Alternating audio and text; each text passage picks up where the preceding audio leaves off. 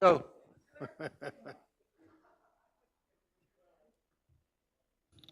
Good afternoon, folks. Welcome to our meeting. Thank you all for being here.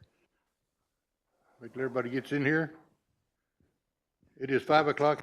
We'll bring this meeting to convene. Is there a sign-up sheet, Gary? Pardon? No one signed up? Does anybody want to speak? So I'll give my speech first. If not, we'll. You're good? Okay. I'm gonna go on then. I'm gonna do the first item on the agenda. Donnie, you sure you want to say something? I mean, come on, you threw me for a loop here. Oh, well. Okay, well, then first thing we're gonna do is go into our presentation. Yes, we have one from NIDA. All right, NIDA's gonna give us one right here. Give us a presentation on grants. Everybody have their microphone on, please, on council. We are live, not Matt. Good. Testing.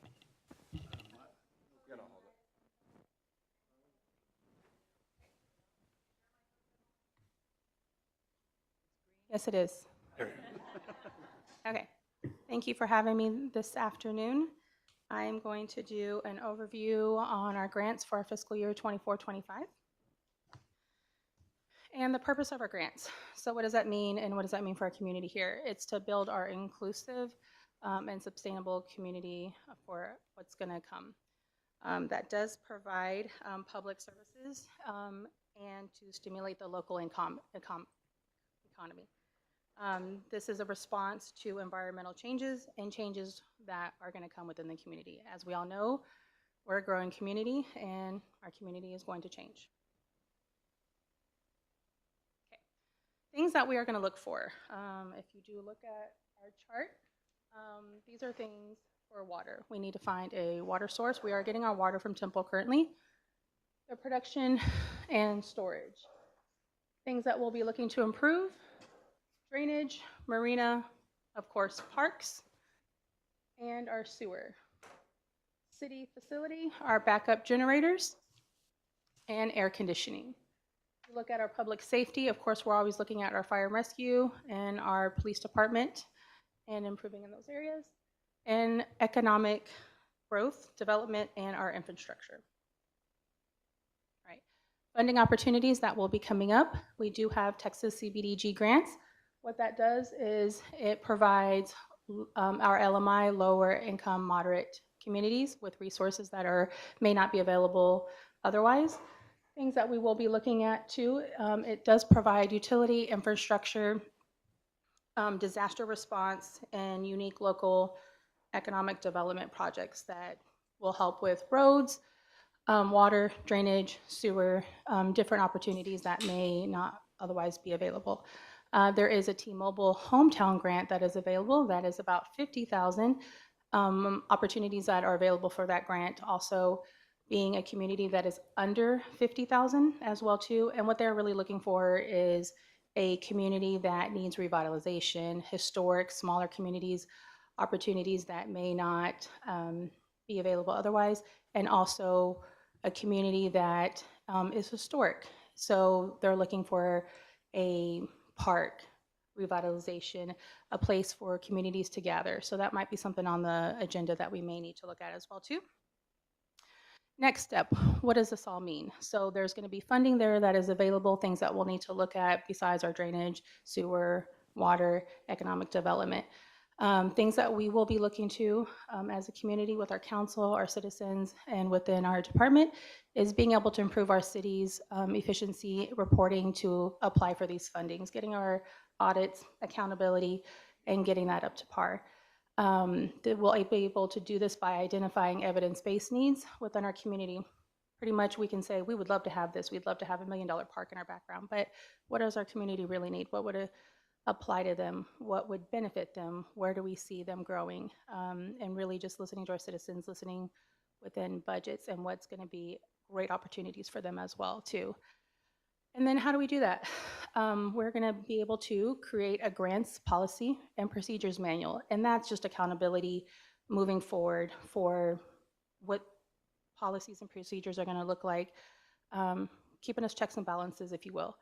What that's going to look like, transparency, and keeping us all on the same page. All right. Thank you so much. Thank you. Mayor, I'd like to, if it's okay, I'd like to add something. Thank you. And I know it's nothing about that.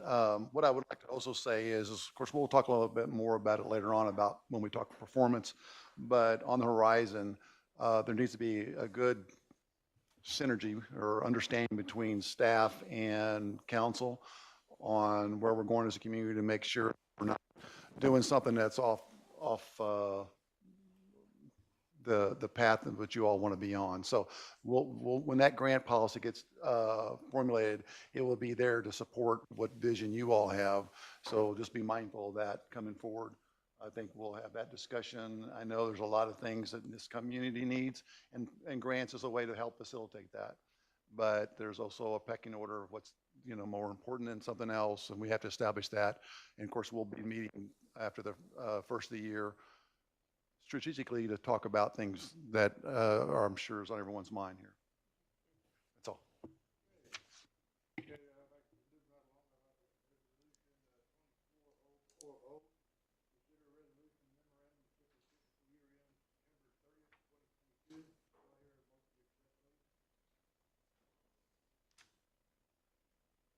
You want to do a presentation first? I move to accept the resolution. Second.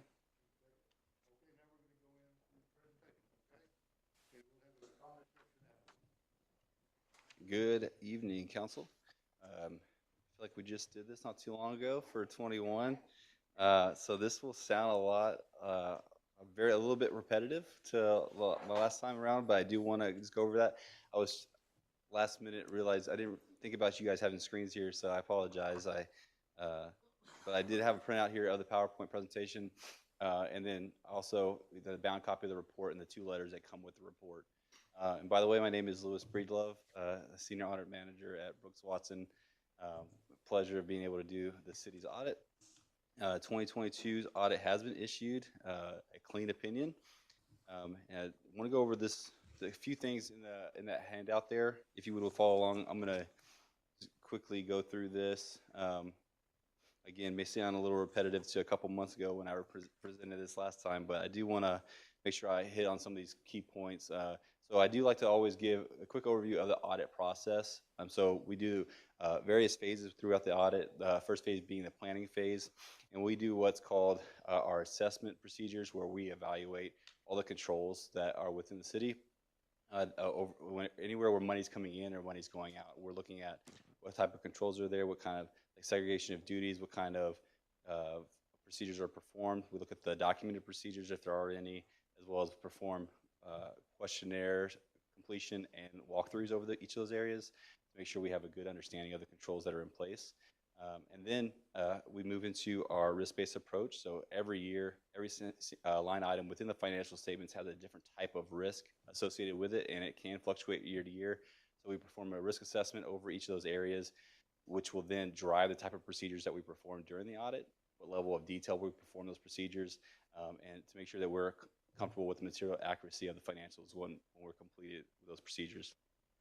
There's the fieldwork phase, so we'll do compliance testing. So we're looking at your grant requirements, Public Fund Investment Act, any aspect of bid requirements that may occur for whenever the city goes out for larger bids. And then we read all of your council meeting minutes. So if you all may have approved something during a meeting that may have a compliance component to it, we'll look into that as well. And then we move into that actual tie out of the numbers portion of the audit, where we're confirming with third party wherever possible on both the balance sheet and revenue side. And then we also are performing cutoff procedures to ensure that everything that should be in the year under audit is correctly in that year, and then tying out those revenues and expenses as well. So when we're complete with those procedures, we feel comfortable with the material accuracy of the numbers in the financials.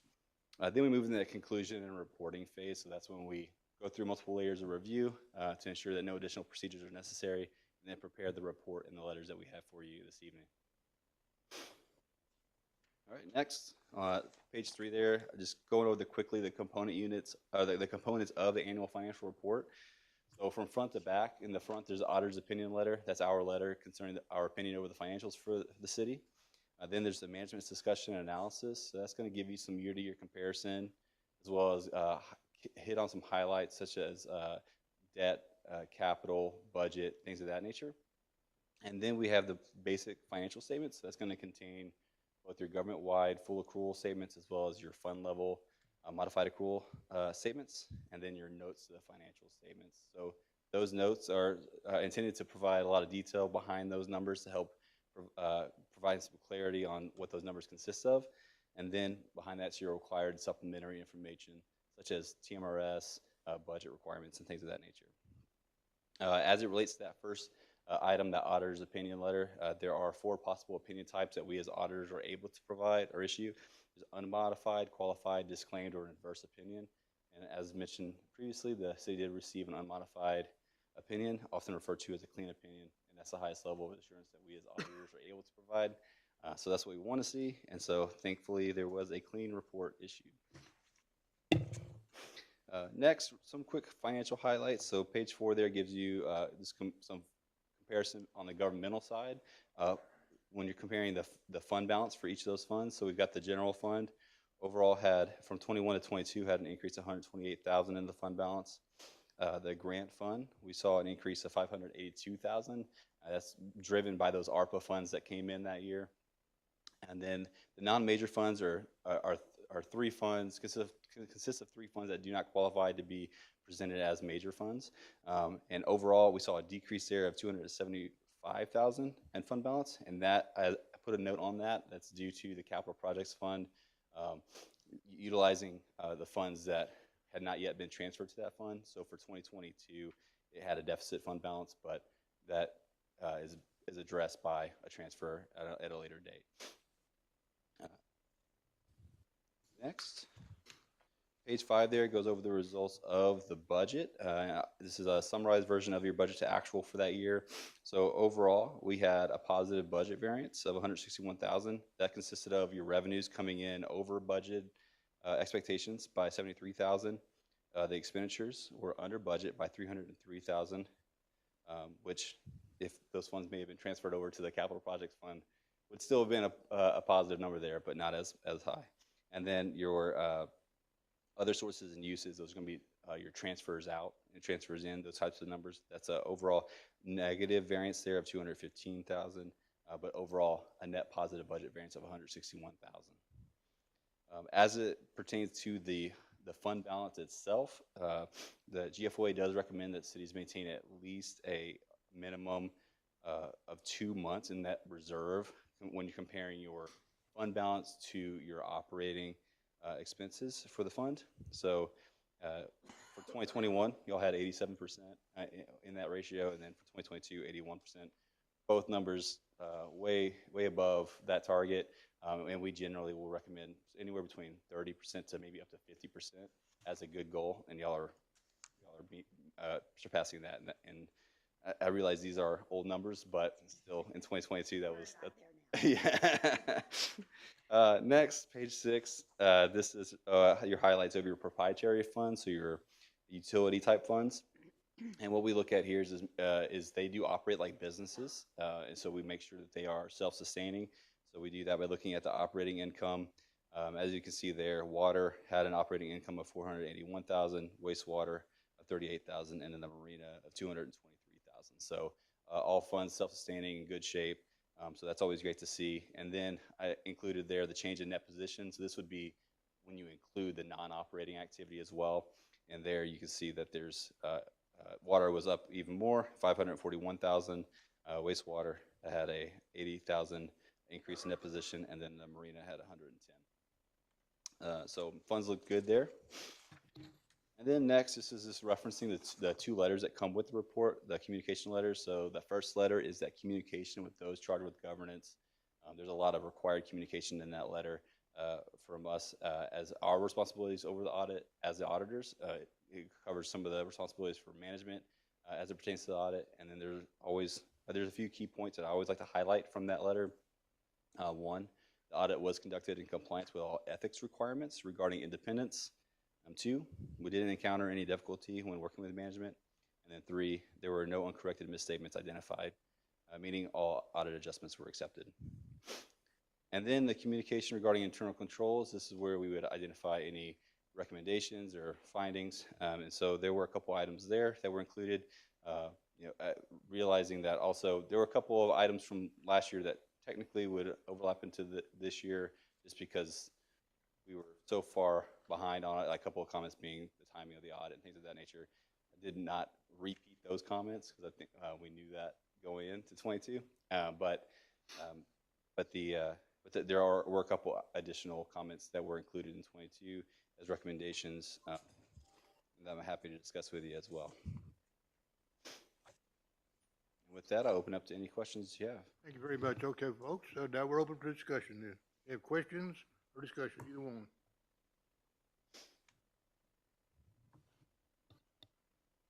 Well, I just wanted to point something out, and this is really for council more than anything. And it's in one of the letters, in the second paragraph. It's talking about deficiencies, significant deficiencies, or material weaknesses. And they said that, well, they identified, are you going to go through the deficiencies? I certainly can. Okay, I think, yeah, maybe coming from you would be better. Sure. Okay. Yeah, so that first letter, that first item there, and that item should have been, and I believe was included in last year's letter as well. That first item, the financial reporting. So that's just, if we have to book a certain number of journal entries as part of the audit process, that's like just an automatic comment that we include, and that's, we see that in a lot of cities. Usually, it'll happen whenever there's just a lot of adjustments that need to be booked every year at the end of every audit that are just necessary to have a material, accurate financial representation. And so, in some circumstances, it's because they don't have the manpower to do it or the know-how to do it. In this case, it was just in that conversion process. Those year-end adjustments that would be necessary had not been made for 22, and so we had to make those entries. So that's just an automatic entry for our comment based on that. So those entries are in that first letter, and most of those entries are. Some of those entries were provided by finance here that were provided after the start of the audit, but most of the other entries were just those standard capitalization, depreciation were ones that caused alarm or anything like that. So, but it did require that comment to be included on that letter. Second comment, timeliness of disbursements. Now this, mind you, was 2022, but there were some circumstances where when testing disbursements, we identified some that were paid a little longer than you would expect to see from a timing of the invoice and when it was dispersed, and so that was noted as a comment. And then the two other comments pertain to the Public Funds Investment Act. So the first being the review of the investment policy. That is something that, according to that act, is required to be done annually. It does not require that you necessarily have to change your policy every year. In fact, most, once they get it to this place they want to, they don't change it, but they are required to review it, consider it, and approve it once a year. And then the second is related to, within that same act, requires quarterly investment reports be prepared and presented to council on a quarterly basis. And so that wasn't being done in 2022, and so that was also included as a comment. And those are the findings and recommendations for 2022. And believe it or not, I did review the whole thing. Hey, It made sense. I mean, I Good. had questions, but then, supplemental information or other information. Cleared it up. Yeah. good. One thing I also wanted to point out to council that I talked to Louis about today, and that is that we have over $700,000 as of 22, and maybe the same level today, sitting in accounts receivable. which for our size city is really a lot of money. And so we are a month to a month and a half behind. Now, the reason I'm bringing this up is that it's extremely important that we catch up. I mean, the city our size, we need to have that cash. I mean, we need to be able to use the cash for benefits to our residents, and which means we need to start adding days to our water bills. In my opinion, starting immediately impact the residents even more significantly than it would have been if we would have done this catch-up 2 years ago. So it's complicated, it's more complicated now, and in my opinion, if we don't start pretty quickly, summer's gonna be here, and we do not want to implement a catch-up during the summer. I mean, we would have, chaos in the streets. So I'm just bringing that to council's attention because I think it's significant. Right. I'll ask Carrie, we had a meeting with this topic not too long ago. Can you give us an overview of what came about as a result of that?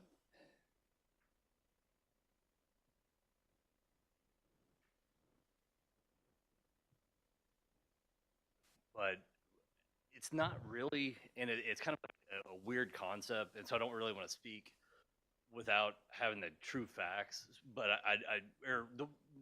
to say the facts incorrectly, but I will say it's not we're actually 2 months behind, but it's weird that it's that initial lag, and so I do believe the conversion is going to fix some of this stuff, but then they're going to almost have to have like initial bills separate. So that would actual what is going to change with the software? Why don't we just put it on the next council meeting for discussion? Yeah, just do a presentation because there might be citizens want to hear it as well. Right. But it's all right with council. It's going to be something weird because it's like, I don't think that's, if you are a new residential customer, you're not going to have that problem anymore. Yeah, so, but now, This was a historical problem. right, but it should have, to me, I would have thought it almost would have carried forward even with the new software. However, it's almost more like they're going to keep track of all the 2,000 customers we had as of the conversion. And as those move, as people move away or anything like that. Bring some options on how we can address it. It's something we've already been working on in-house, but it's something that the software conversion enters part of it. It doesn't address all of it. There's 700,000 in receivables. It's something that we definitely need to drill down on and see what we can do to address that. So I think it'd be a good time for the discussion. I think we're far enough along on the conversion of the software that we should have that discussion. But then, since we're talking about receivables, I actually put it up on the board today. It's netted in that number, but we have the maintenance fee total amount and then the contra account on his note. So, Separate. no, but I mean, really, later on in this meeting, y'all have the repeal of something. So we are, depending on what y'all do, that we might just go ahead and repeal the maintenance fee ordinance just to get it off of the books, and then we could reverse the actual balance on here, even though it's a small, it's $500, as a balance sheet amount, but by the net, right. Almost Right, but it would at least clear it up so that way it's not even on there, so. We'll be bringing it, formal. we'll be bringing it back on the next regular session for discussion. Okay, yeah. Thank you, Carrie, appreciate that. And if that happens, we'll just write that off. Like that would just get eliminated altogether.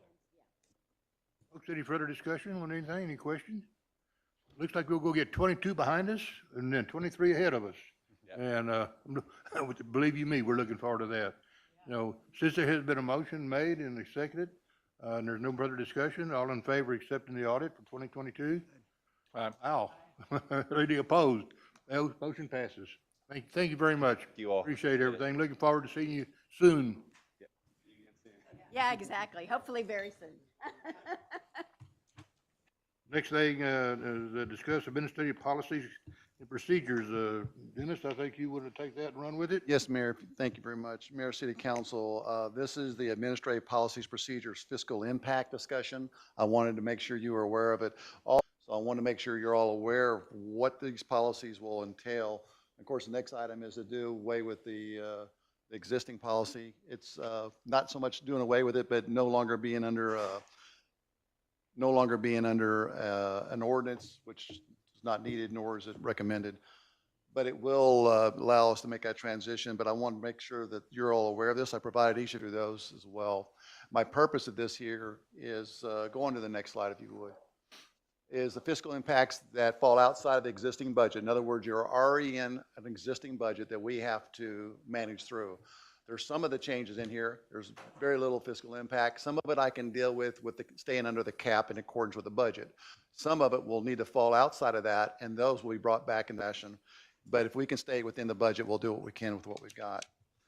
The next slide is at-will employment. These policies does not change any of that. It still continues to be at-will for employees. However, what needs to be noted is that contracts approved by council, in other words, council that you entered into a contract with individuals, I'm one of them, just use me as an example, that, yeah, it should be more, we should have a couple more, but I'm working on another issue on that, bring that for you all, dealing with the municipal. Exactly. One of them doesn't have one. The other one's really not a contract. I don't think to your all satisfaction. So we'll look at that. But my point is the terms of those and conditions agreed to by the parties in that contract will prevail. So this policies are how we manage operations and personnel from the city manager down. It does not affect what you all do at your level. So terms and conditions will prevail in the contract, and that's what that's for. The next slide talks about regulatory compliance. I could have a volume of this, I mean, hundreds of pages if I went into detail about each of these.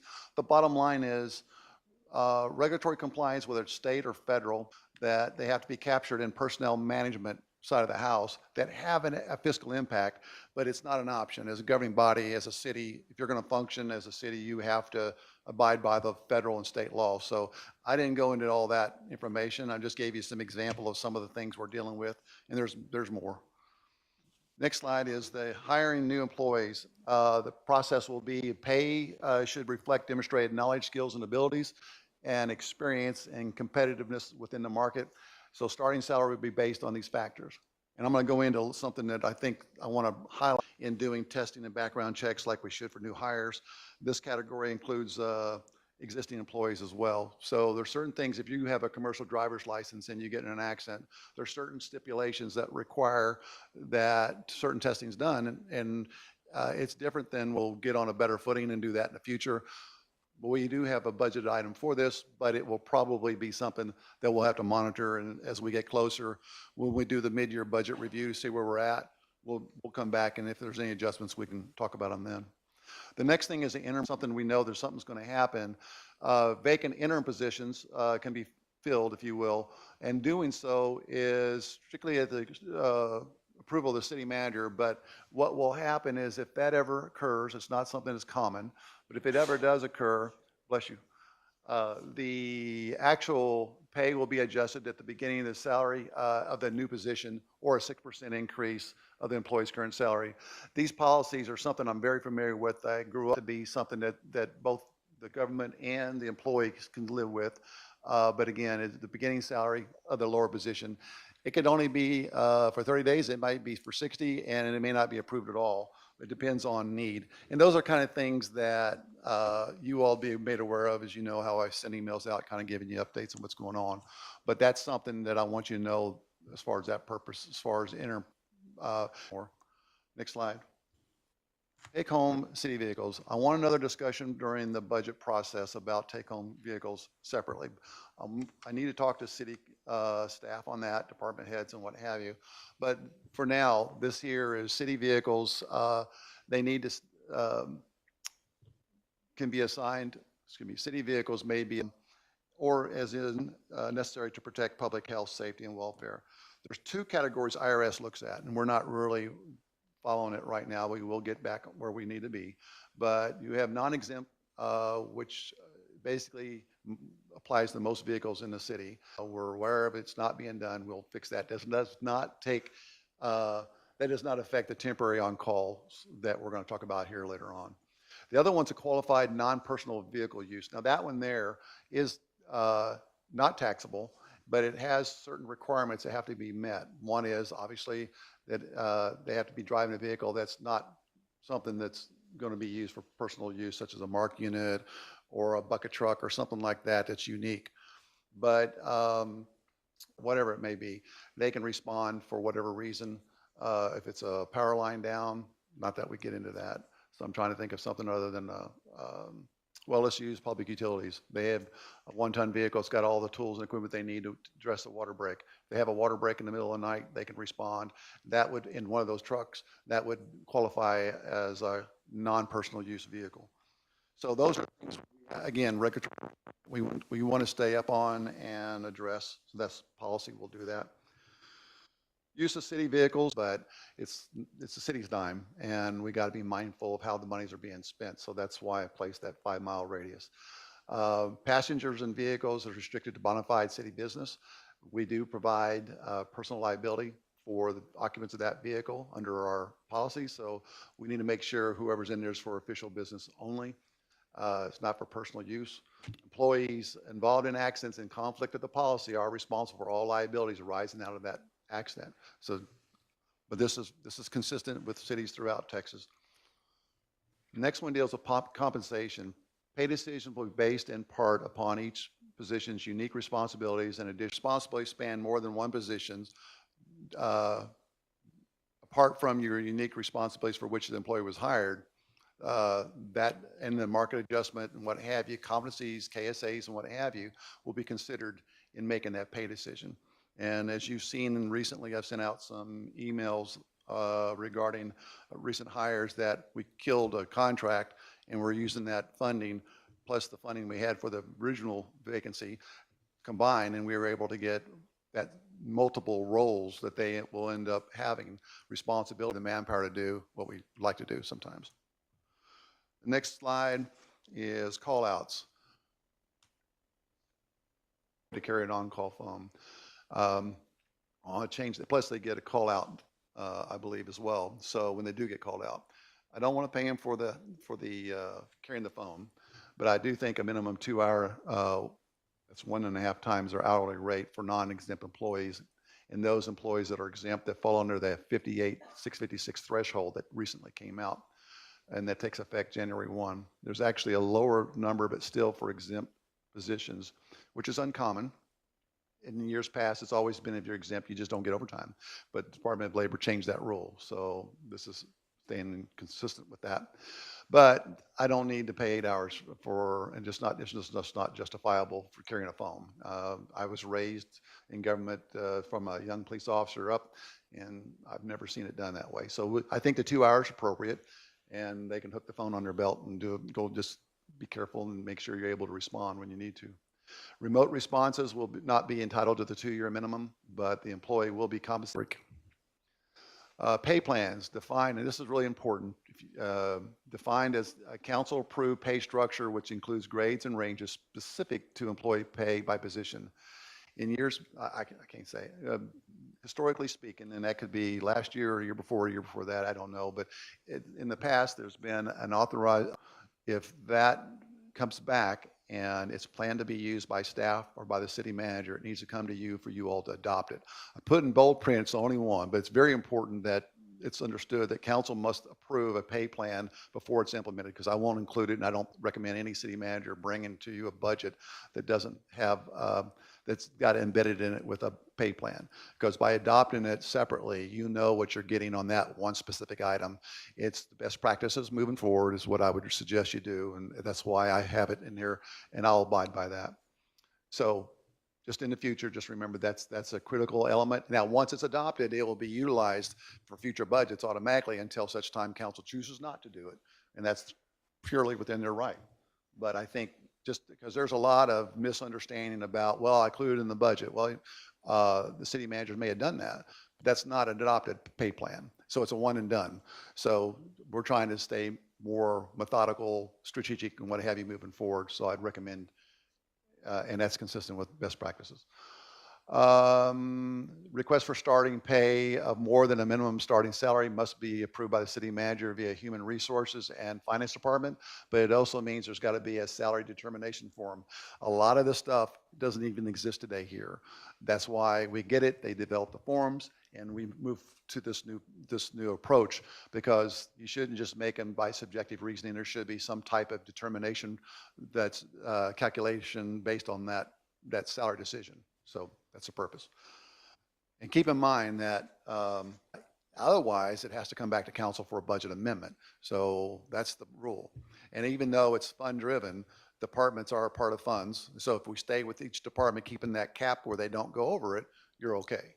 But the minute we're starting to go, and that's why the mid-year budget review is so important for you guys. Cities use it all over. And the whole purpose of that is they'll look at it and say, hey, this is where this is year-to-date expenditures. This is what we have left. We feel comfortable with it, that kind of thing. And we're going to go into more of what I'm going to ask you to watch me for in the future dealing with performance about how the 12 months or 26 pay period burn rate like a salary, it may be a seasonal impact that really shoots up at certain times of the year you need to be mindful of. So just because I give you part of the information, we need to make sure we're sharing all the information so there's no doubt in your mind when you do your budget review that you have enough to make it to the end of the fiscal year. If for some reason, God forbid, a storm come through, then we'll deal with that issue, but that's not a plan, or say a roof collapses or something, that's different. To be paid at the same qualifying rate as the employee's earning rate. That said, there are exemptions. You don't have to do it for exempt employees, with the exception of those making 58,656, and we have to take that in consideration. So they can choose to do one or the other. However, it's got to be authorized in advance to do it. In other words, a supervisor or a department head will say, yes, this comp time, we can go ahead and pay you. It's only going to be used for comp time. So if you want to put in 2 hours to do this for the city, we'll do that. That's the advanced part. Now, if they work extra hours and they've already got their base 40 in, and instead of time and a half, they can still choose to use comp time up to the maximum of 40 hours. You'll see that on another slide here in a minute. But that 40 hours is the max that they can go, regardless of what position they're in. The other side of it is once that hits 25 hours, the department head's required to start working with that employee and getting them to start lowering that, because we're trying to control the liability from a financial standpoint as well as get the mission of the cities done. Again, you have your base 40, that could change that. But anything over 40 is. Over 40, yes. Unless, yeah. So back up one more time. I apologize. Real quick, authorize advanced flexible scheduling. So I can always say instead of comp time or overtime, I'm just adjusting your hours. Take off tomorrow morning and be here at 1. So that saves the city money, and that's certainly doable by policy. Permit changes such as schedule saying we're going to do this moving forward. They can't just do that in a vacuum. That has to go through human resources, department head, and then it comes to my desk for consideration. And if I'm not here, obviously future generations. Okay, next one, if you will. Max allowed for I said 40 hours. Police department works a 42-hour work week, so their max will be 42 hours. Same thing for fire department, they work 53, so theirs will be maxed out at 53 hours. I told you at 25, there should be administrative oversight to start moving that back in the other direction instead of going up. And payout of compensatory time is handled similar to hours work because it is basically the same thing. Next one is bilingual pay. Right now, we have a practice of tying a certain, this is bilingual pay, but it applies for other things as well. Not in all cases. But instead of like, for example, some cities will just say, well, here's $50 for bilingual pay. We actually, and give you that once a month. You can take the amount divided by 26 pay periods. That's kind of common. What we've got here is we may very well do a bilingual pay where we give a person an extra $1 and tied to their 2,080 hours they're going to work. But when you do that, that's $2,080. That's a premium on it. I'm not looking to take anything from any employee to make that adjustment over to a more reasonable, predictable, and lower cost for the city moving forward. And you see that for level 1, that's where you can speak it. You can $50 per month. And then level 2, oral writing and reading proficiency, where you can interpret that, that's 75. Those are tested positions. There's a place here in Bell County, cities use them, and they'll certify that they can do one or the other. And sign language is another one that's tied to the 2080 rule, I call it that, and work toward a paid set amount on a monthly basis. Adjustments will be made in the 2026 fiscal year proposed budget. Longevity pay. Based on the date of hire from the city, an employee would be eligible to receive longevity pay per month for every year of service as shown. If they're less than 5 years, they don't get anything. 5 to 9, they'll get $2 per year. 10 to 20 years, you'll see 3, then but only $13.85 per pay period. Part-time and seasonal employees are not eligible for longevity pay. Promotion, transfer, voluntary demotion, reclassifications must be approved by the city manager. Transfers or promotion is closer to, but not less than the 6. We talked about that already, or any kind of, well, that's for promotion, but it also deals with interim positions. But this deals with like someone's being promoted for sure. Again, a lot of this stuff will be addressed in your adopted pay plan that you're all going to look at and decide what you want to do. But this is what's recommended to be the baseline to work from. But that's your decision. But I don't have a pay plan to give you, although we'll be working on one, and we'll be taking a lot of things, and we'll be explaining the methodology, no changes in your salary. If you apply for, interview, or selected for other positions within, it's not considered a transfer like we say today. That's actually in fact, some cities make you resign the position you're in, and then you apply for another job, and if they're going to accept you, what happens is before you accept that job, the same moment or just before you do it, you'll actually resign from your current position, and then you're given the other promoted. If you are given not the promotion, the new hire. Let's say if I go from police to fire, and I'm going to have to go to a completely different department. It's not a transfer like it's been used previously. What it is I'll have to resign from the police department and accept the position of hire with the fire department. There was no shady business there. The big thing of it is when you do these things, when you move people around, they're on a certain pay scale. Everything that gets done when they're paid out when they leave is based on that. If the people if you don't close out the books on this transfer or these promotions or something at the current rate, when they go and they keep adding hours, you just did it at the new rate. You're doing it at the higher rate instead of the lower rate. So you want to reset the books, get it off of there. It's a liability that's gone. And it also, and I go from PD to, let's say I get a promotion in the PD and I go from $30 an hour to $45 an hour. And if that just rolls over to my new position, when I leave, you're going to pay me that $45 an hour for all that stuff that's still in the books. And that's not the way it's supposed to be done. Okay, so that's something that's covered in the policy. Voluntary demotions and previously held, they go to the last pay period they had. So if you promote up, you go right back where the last pay period you had if you take a voluntary demotion. Voluntary demotion not previously held by the position, it goes back to the entry level. Reclassification by the city manager is determined by the city manager, and it's a lot of variables that you have to factor in. Seasonal employees, employment will not exceed 120 days. They do not accrue vacation or sick leave. They do not accumulate compensatory time, but are eligible to be paid overtime. That's not our choice, that's federal rules. Not eligible to participate in the city's retirement plan, medical, dental, life insurance plans, not eligible for holiday pays unless they're working that holiday. And then if it's a seasonal employee, it's based on the hours actually worked. For example, some of them may only work 4 hours a day. Well, they don't get the whole pay for the whole day. They'll just get for those hours that they have. Eligible for workers' compensation and certain paid absences. That's the way the law reads. Seasonal employees require approval of the city manager and will be paid a minimum starting hourly wage for the job classification unless otherwise approved by the city manager. Part-time employees can work up to 25 hours or less in a work week, but they will be eligible for that percentage, if you will, for the vacation and sick leave for the actual time worked. Not eligible to accrue compensatory time. They are eligible for paid leave, city-approved holidays, things of that nature. And eligible for city's retirement plan if worked 1,000 hours or more, and eligible for workers' compensation and certain paid absences. Vacation leave. This is a big one that's, I guess, has been lingering for a couple of years from what I was told. So this hopefully addresses some of this stuff. New employees must wait 3 months to from hire date to use accrued vacation. Will not be paid vacation upon departure, voluntary or otherwise, if they leave during the first year of employment.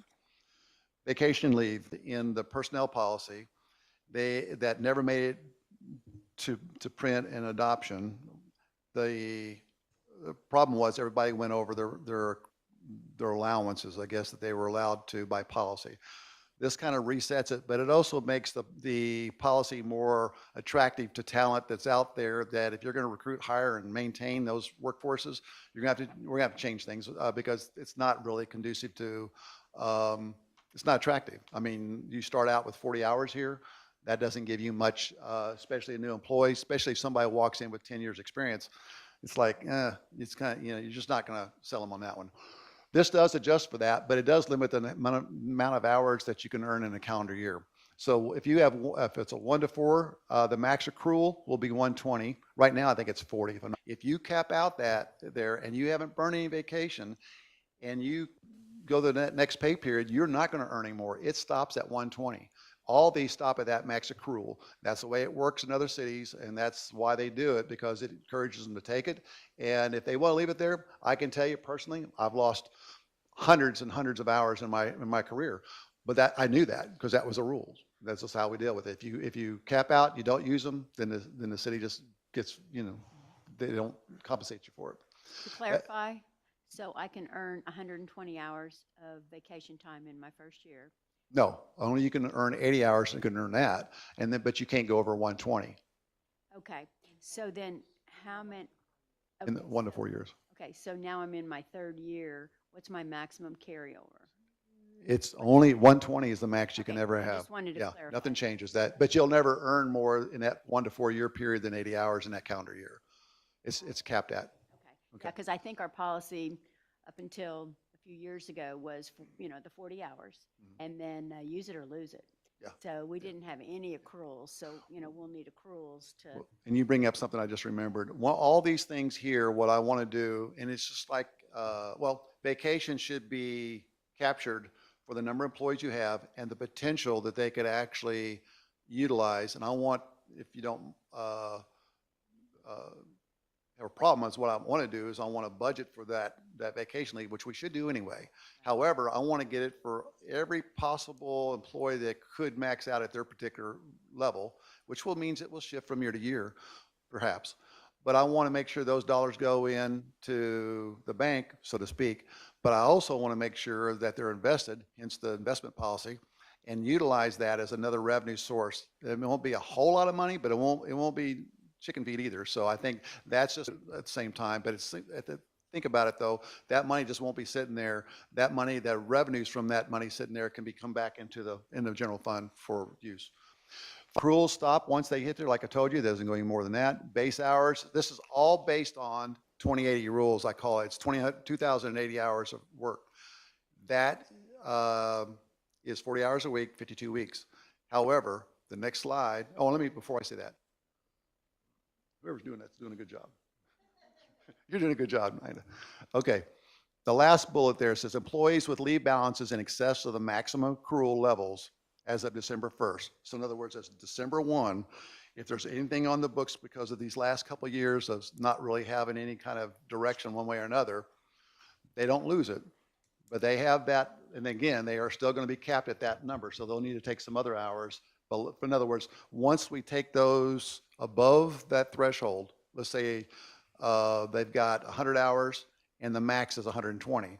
So they got 100 hours, they're good for up to that date. And over here, they'll have to use that between now, December 1st, and September 30th of 2025. They don't lose it, but there's also no cash payout for it. They need to use it or lose it.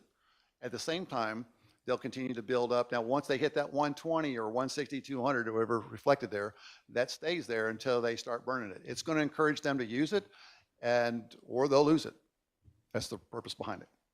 That's there for their benefit to take time off, recharge, and come back to work.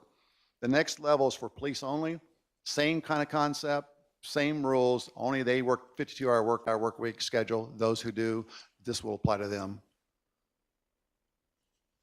Vacation buyback option up to the gross pay of $800. So there's a maximum, so we can plan for that in the budget. If you got 10 years or more on your anniversary, you can cash in up to 40 hours in full increments, if you will. So you can't do just partial. It has to be 40 hours. But you have to maintain at least 40 hours in your bank of vacation hours. long story short is you can cash in, they're going to take a loss on it, but at the same time, the city benefits, they benefit, and we don't have to worry about a payout later on. Employees are not eligible for vacation buyback if it drops below 40, and part-time employees are not eligible for vacation buyback. The vacation payout upon leaving NPR, voluntary separation, employees will be paid unused accrued vacation. Payment of unused vacation leave will not be paid to the following circumstances. If they have less than 12 months of continuous employment, involuntary separation or resignation in lieu of dismissal, failed to provide 2-week notice unless approved by city manager, not against them, but that's why it's got that little caveat there. The next one is recognized holiday leave.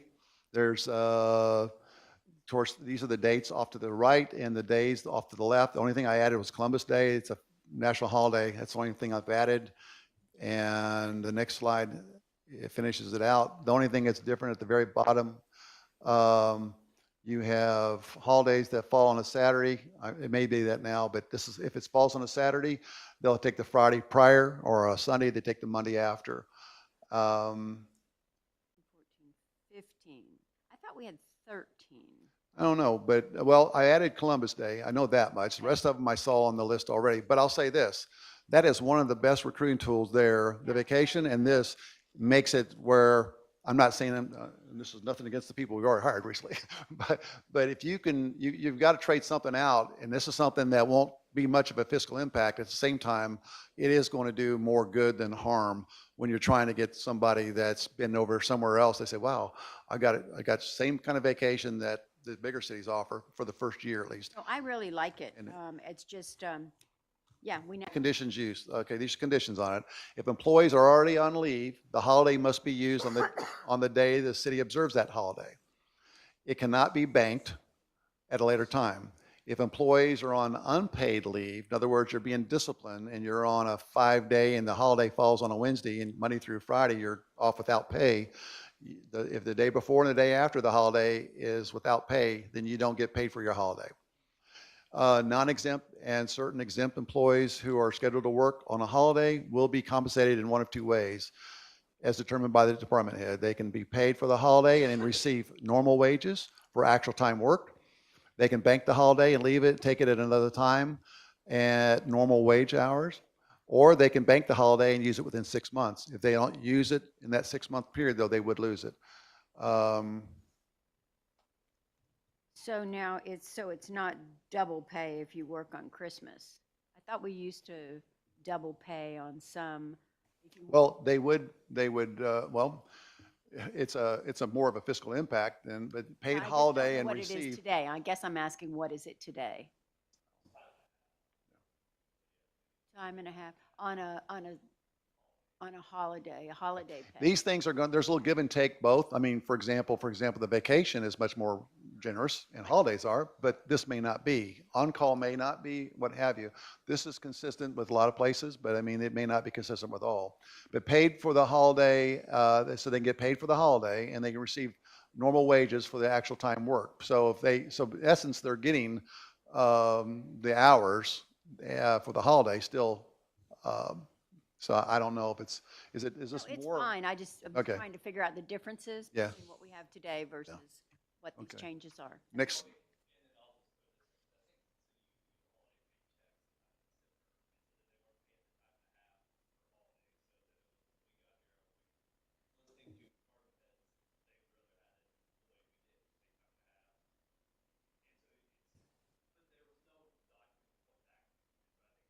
Yes. If you work your holiday, you're gonna get paid, you're gonna get paid for the time you worked as well. So I don't think it's unfair at all. But, okay. So the next one,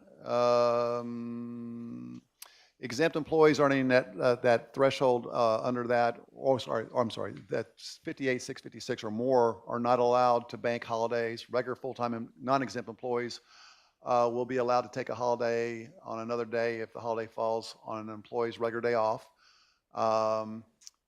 Does not apply to part-time employees. Seasonal and temporary employees are not eligible for holiday pay. Fire personnel work 53, so their hours are adjusted accordingly at 12 hours holiday. And the same thing for police. I don't know, I thought I had it in here, maybe, but it's be the same thing for the PD if they're working that 42-hour work week. Upon promoting, voluntary demoting, transferring to a different classification, to a different department, or from exempt to from a non-exempt to exempt, they'll be, the employee will be paid that eligible accumulated holiday. Again, it's for keep the rate, the lower rate. Next slide.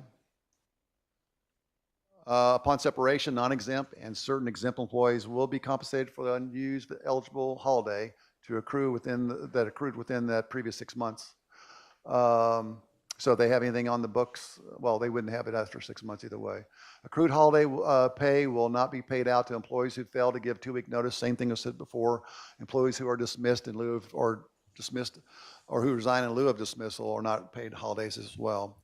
Sick leave. Most employees will receive 3.08 hours per pay period for an annual maximum of 80 hours with a maximum accrual of 480 hours. That's been adjusted for both police and fire. So police would get 504 and fire would get 636. Non-exempt, certain employees must use sick leave. Okay, so non-exempt, they have to use it in a minimum of 15-minute increments. Exempt employees must use no less than a half day at a time. Just like if you get, like normally a non-exempt employee gets a day off without pay, you can't do that to the exempt employees. They have to take the whole week off. That's the way the rules are. Sick leave, next slide, we're almost done. We only got a few more. Employees who use sick leave in violation of the policy may be disciplined up to including dismissal. No employee can use sick leave for being basically inflicted or cause himself in a willful misconduct, use illicit drugs, intoxicants, hangovers, ordinary tardiness, restlessness. Upon separation, employment, I got some alcohol users. No, I'm okay. It's happened. Upon separation of employment, the employee will not receive pay for accumulated sick leave. Employee dismissals because of work-related, however, so if you get hurt on the job and they cannot return to work, this does provide a provision for some severance check for them, up to 4 weeks, 160 hours, or 80 hours per part-time employees, 212 for eligible fire personnel, and that would be adjusted for fire, for police as well. So the whole idea is if they can't return to work, they're done. It just gives them basically a severance pay of hours in order to, make that transition from being employed to unemployed permanently. Next slide. Yeah, well, if it's occurred on the job, That's what I'm talking about. It Yeah. has to be on the job. yeah, Right. so, and then they're dismissed, will they still be able to file a workers' comp claim? They're going to be doing that anyway. When they're an injury report, that's part of the policy. We're going to capture that. And after is it the 7th or 8th day, I think it is, they will start receiving workman's comp. Our job is to make sure we make up that 70% workman's comp of their salary, and we make up the rest of that while they're on that, in that status. But let's say they can't return to duty and they're permanently injured, what have you.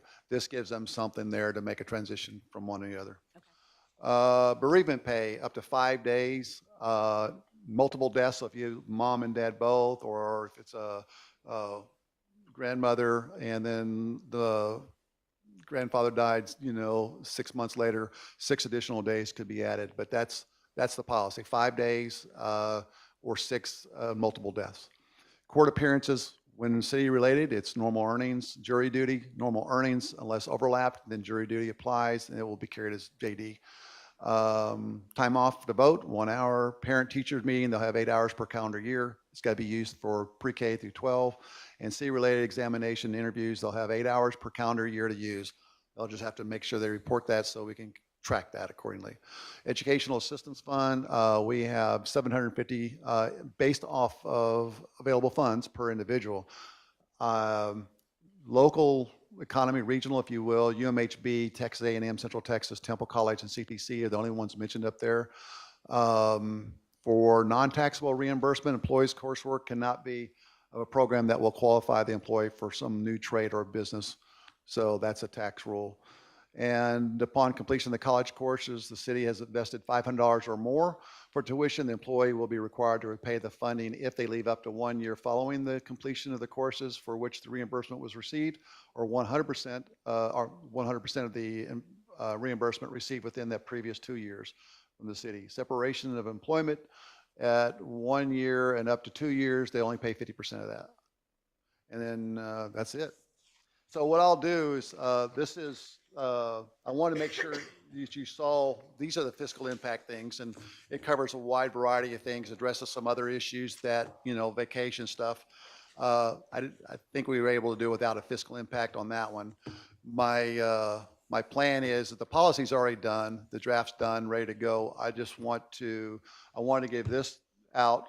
We need to, and the other reason, these things change on a regular basis. There's laws that went in effect for 2024 and 2025. They're captured in the new policy, but those are the good example where you don't run back and forth. The other side of it is it kind of usurps the council manager form of government.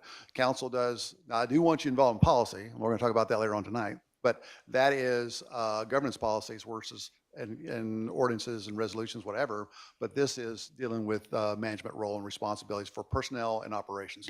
And of course, there's only one person to look to, and that's me. If I don't do the job, or if I'm not the person 10 years from now, whoever's, I threw that out there because I knew you said something. So then you only got one person that produces those results that you're expecting. And so, but they need to make sure they follow all statutory requirements and things like that. So that's the I presentation. have a quick question Yes, ma'am. about catastrophic leave. It's on there. It's in there as well. I didn't put it in there. You're right, because I was talking about sick leave, but catastrophic leave is in there. You go ahead and ask your question. I'll Well, probably, I just wondered if we were going to consider it. it is. And what the rules were going to be. Right. What it is they can donate up to, I didn't have it here, but they can donate up to like 24 hours of leave. Everybody in the leave pool can donate that.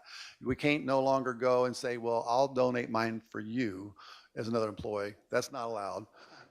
But it does allow for the pool, but they can only donate so much a calendar year, and it's based off of the work schedule they're on, like everything else is. And then there's a cap that they can use over a 5-year period. So if you burn it all up, I mean, just because it's supposed to be for a pool for all employees. So there is a cap. I mean, it's pretty generous. It's 480 hours, I think, for, if I'm not mistaken, on regular employees. If you're police, it's a little bit more than that. It's like 530 or something, and then there's 636 or something like that for fire. So it's based off of the schedule, but it's all based on the same 20/80 rule, where you divide it by the number of hours you're trying to do, and you apply that to the new So that'll work bring schedule. some type of separate accrual. so It we is. It know, is. So we can track it. Yes. And then who approves? It's going to be ran by Human Resources, but the parameters, the policies are going to be in place that says this is how it's got to be done. So they can't just say, I want to donate 100 hours of my time, because they're not. It depends on, and you can only give so much per calendar year. So I mean, there are restrictions, and I it's was used. wondering, I want to apply for it.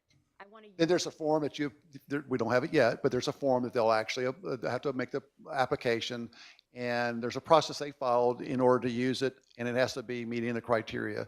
But it's pretty much consistent, like I said, with most catastrophic leave. But I should have included that. I apologize. That was a good question I didn't have covered. Any other questions about that aspect of it?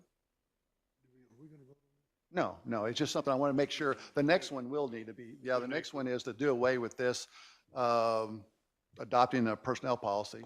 And then this other one will be implemented, but I wanted you all to hear the fiscal impact. And like I said, I will work within the existing budget to do what I can in that sense. What I can't will not be open to the employees until such time as a proposed budget, and that's if you all approve it. This allows everyone to look this over. If you have questions or concerns, talk to Dennis on it. Yeah, if you got any suggestions. Maybe just send Now, us the employees- catastrophic leave one. Yeah, the employees will actually get this tomorrow. I'll probably send it out the next 48 hours. I'll send it out. It doesn't mean the other one's done away with. This should never been by ordinance anyway. So they'll actually, it still remains effective until I send this out. But what I want to do is I give them 30 days to, I'll make it effective when on those provisions we can, and they'll have 30 days to review it and give me back suggestions. Because the whole idea is if I need to change it on the fly, I can do it. It's not a problem. That's the whole idea of. But they have to let me know why it should be changed, and if there's a fiscal impact, if there's something like that, I would come back to council and let you all know before we do something like that. Okay, we're gonna go on to, next item, which is, ordinance 24-013. It's consider approving the ordinance repealing the, ordinance 2013-2. So Dennis, you're gonna guide us through that one right there, Article 9.04 Personnel Policy. Right, and this mayor, city council is what's currently there. Back in 2013, I think it was changed for holiday leave for during 2020. It should never been, policies deal with managing personnel and operations at the city manager level. The next tier up is you all from me. And governance policies is that you will, I'm assuming we'll have that discussion here in a little bit, that will provide the things I think you're all looking for. But city manager does operation. That's why you have council manager form of government. That's the whole purpose behind it. This kind of usurps that, or does usurp it. So what this does is allows us to make changes as we need to. There's only one person to look to, because that's the city manager's position that you need to look at and say, is he doing what I want as a city council? And making sure that that's what you feel is being done. But this is not needed. It's not appropriate because it kind of usurps the whole council manager form of government. Personnel and operations are done at the city manager level, and the governance policies are done at the governance policies are not personnel policies, if that makes sense, and operational policies. I'm gonna look for somebody to, accept ordinance 24-013. Do I hear a motion to accept that, please? I'll make a motion to accept it. If I understand it correctly, Yeah, that- hold on, in a second. I second. Okay. if I understand it Okay. correctly. Okay, I'm sorry. that I was this just is- trying to this get is- on record what we're talking about is all I was trying to do. So Yes. go ahead. Oh, okay. So we have an ordinance today. It's absolutely unnecessary to have an ordinance because we need to turn these type of employee policies over to the city manager. And so we're not repealing a current employee handbook. We still have our policies. Exactly, and I'll Okay. keep the handbook. The whole idea is I want to transition to it, but I want to, so that's exactly right. This Okay. doesn't change the employee relationship with the city manager. I'm leaving what's in there, but I'm transitioning to the newer policies, which is a lot more detailed because the smaller you are, the more information you need to get yourself through if you did it repetitively all the time. Workman's comp, first one this year that we had to deal with, second one? Okay, so those things, if they don't have good guidance, it can throw them off and be out of regulatory compliance. So I want to make sure that's why it's 200 plus pages, but it will guide you for years to come, unless something changes, and we'll be looking at it annually internally to make sure it's updated. But yeah, it doesn't change what they have. They still have a personnel policy on the books, and it will stay there until until I finish pulling the things that I can't get out of this fiscal year budget. If not, then I'll push it to next fiscal year proposed budget, and I'll go ahead and implement. Is that cool? So with I will everybody? remake my motion then. Oh, does anybody have any? Is that cool with everybody on that? Okay. So I'll remake my motion then, and that is to approve repealing ordinance number 2013-2 on personnel policies. Okay. And authorize the city manager to implement new administrative policies and procedures. Once they're approved, yeah. Is there a Well, second? I seconded Second. that. Is there any further discussion? All in favor? Aye. Any opposed? Motion passes. Okay, folks, at this time, we're gonna adjourn to executive session. The city council will adjourn to executive session for a discussion of personnel matters. And this is in accordance with section 551.074 of the Texas Government Code. Folks, I'm sorry, but you have to leave, sorry, but we'll reconvene after a while.